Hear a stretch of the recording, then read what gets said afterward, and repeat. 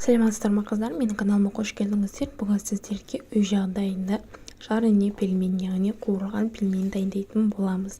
Оның үшін менімен бірге видеоны до конца көріп, каналға тіркелмеген болсаңыздар тіркеліп қараңыздар. Өте үлпілдек, өте күшті шығатын пельменнің рецептімен бөлісетін боламын. Видеоны соңына дейін көріңіздер, қытырлап қараңыздар. Өте жұмсақ шығады.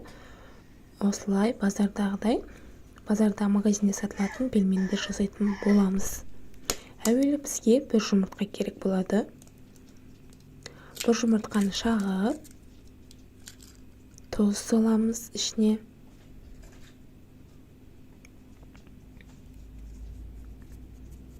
Тұз, шым-шым тұз саласыздар.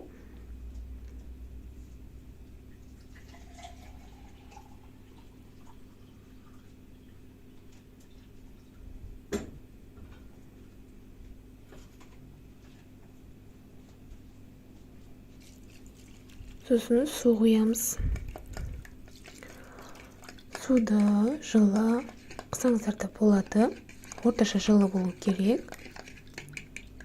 Сосын жақсылап араластырып, осылай болған араластырасыздар да, енді 82% маргарин қолданасыздар.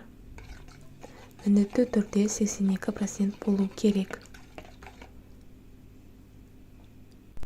Аздан ұн салып, електен өткізіп аламыз.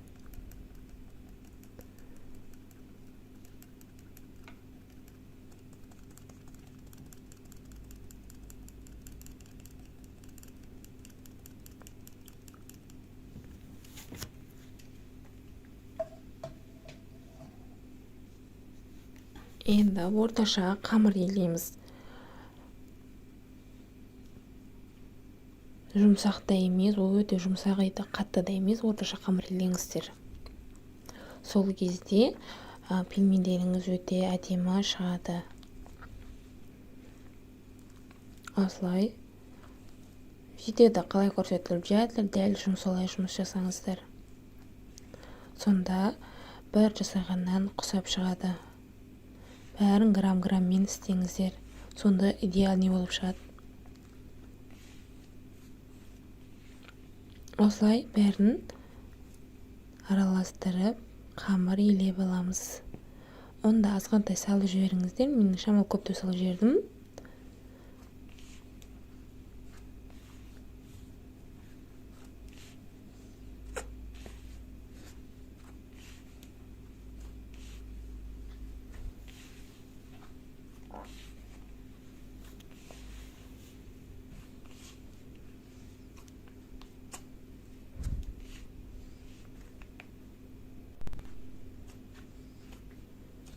Міне осылай болады.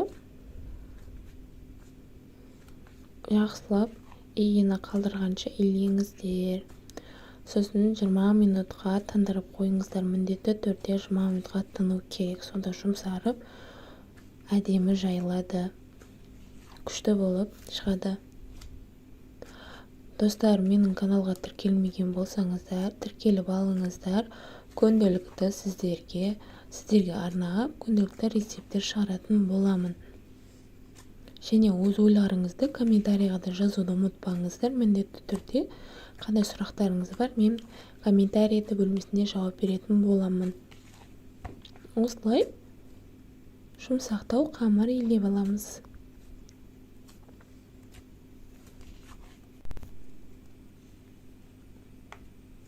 Міне қараңыздар, өте жұмсақ шықты. Енді үстін пакетпен жауып, 20 минутқа тындырып қоямыз. Пакетпен міндетті түрде жауыңыздар. Болмаса беті қаясып қалады. Ал енді бұны жайып аламыз. Орташа жұқалықта жаясыздар. Қатты жұқа болып та кетпеу керек, қатты қалың да емес, орташа жұқалықта жаясыздар. Осылай арғы жағы көрініп тұрғандай, дәл солай жайыңыздар. Енді оны кесіп аламыз. Осылай оқтайға орап, видеода қалай көрсетіліп жатыр, дәл солай жұмыс жасаңыздар. міне осылай бірін қатар-қатар қойып, осылай маған ыңғайлы негізі. Әркім өзінің қалаған ыңғаймен жұмыс жасасын.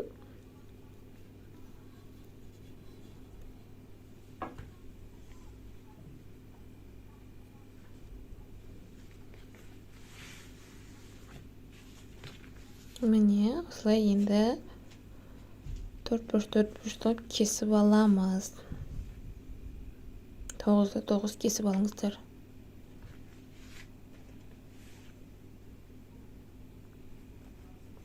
Сосын түйу барысында көрсететін боламын. Видеоны до конца көріңіздер, достар.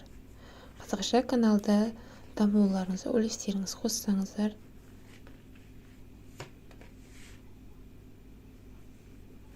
Осы бастан қамыр әдемі шықса, пельмендеріңіз де өте әдемі шығады. Енді осылай істеп, бәрін бір қатар-қатар қойып, жайып, енді 4 бұрышқа кесіп аламыз.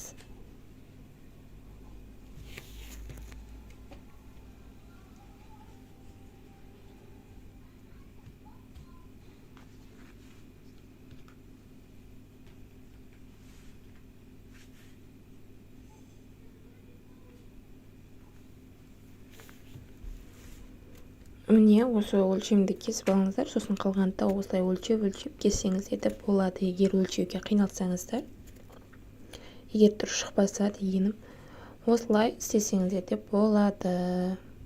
Мен осылай жасадым.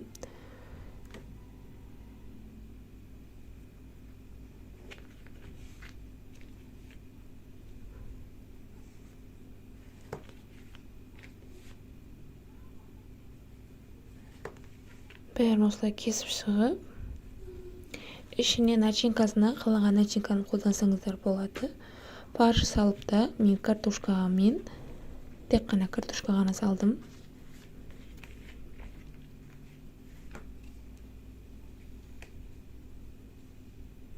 Сіздерге күшті лайфхак айтайын қазір.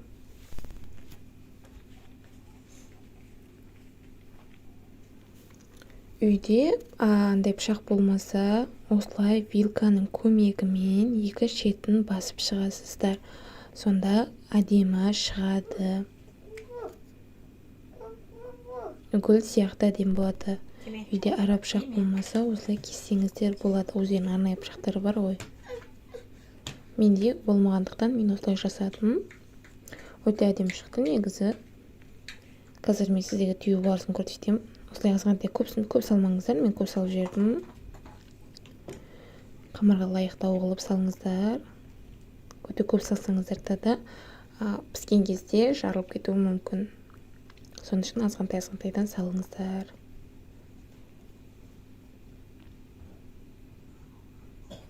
Осылай не істейсіздер? Екі шетін жабып,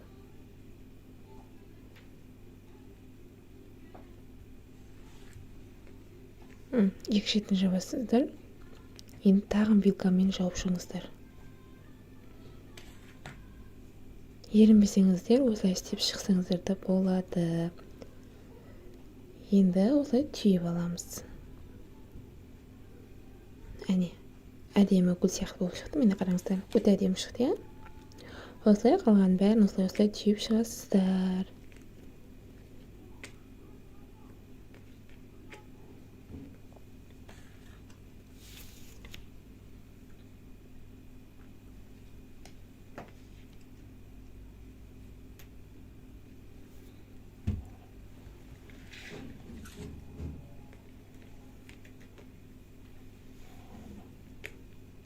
Видеода қалай көрсетілді, дәл солай істесеңіздер де болады. Өздеріңізге ыңғайыңызға қарап істеңіздер. Және бұны мен осылай әдемі қылу үшін осылай істедім. Қонақ келген кезде магазинге сатуға да шығарсаңыздар болады. Осы рецептпен мен тапсырысқа жасап жүрген рецепт бұл. Енді қызып тұрған майға қуырып аламыз. Бәрін қызартып қуырып аласыздар.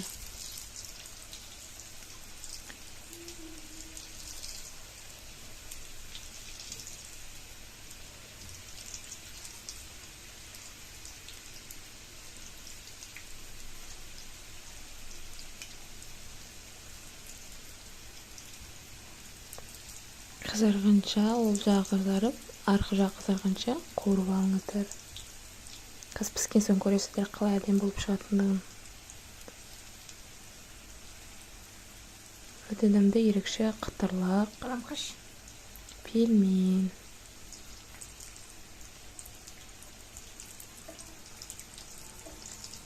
Бәр жағын аударып аласыздар. Астына қатты қоймаңыздар. Бірінші басында қызып алғанша шамалы қатты болады, сосын орташа қойсаңыздар болады.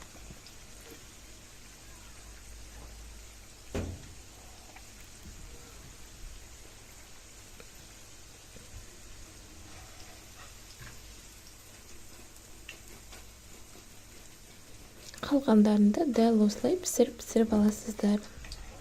Өте дәмді, қытырлап, ерекше жареный пельмен. Дәмді шығады. Достар, сіздерге де жасап көруге кеңес беремін. Отбасыма ұнады. Сіздерге де ұнады деген ойдамын. Өте керемет, өте идеальный болып шығады енді. Супер. Бұны бір рет істеп көрмегендеріңізше сол кезде білесіздер, достар. Каналға тіркелуді және лайк басуды ұмытпаймыз. Міндетті түрде каналға тіркеліп алыңыздар. Сіздермен қызықты видеолар, қызықты рецепттер, ерекше рецепттер, салаттар, соттар, ерекше осылай пельмендерді пісірудің әдісін және оңай жолдарын көрсететін боламын. Оның үшін каналға тіркеліп, қоңырауша белгісін басып қойыңыздар. Сіздерге сосын менде қандай видео шықса, бірінші болып сізге барып тұрады, көресіздер.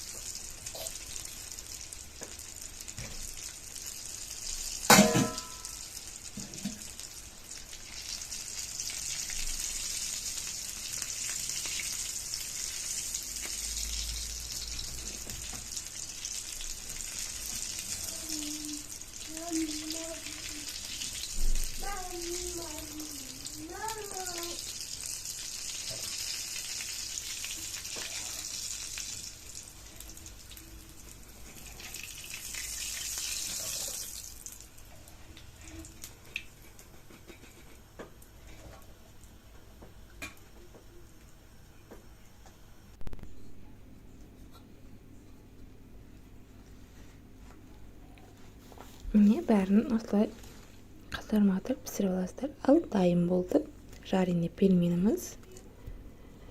Өте қатырлық, өте әдемі. Қараңыздар, түрі де өзі ерекше. Тесең болды.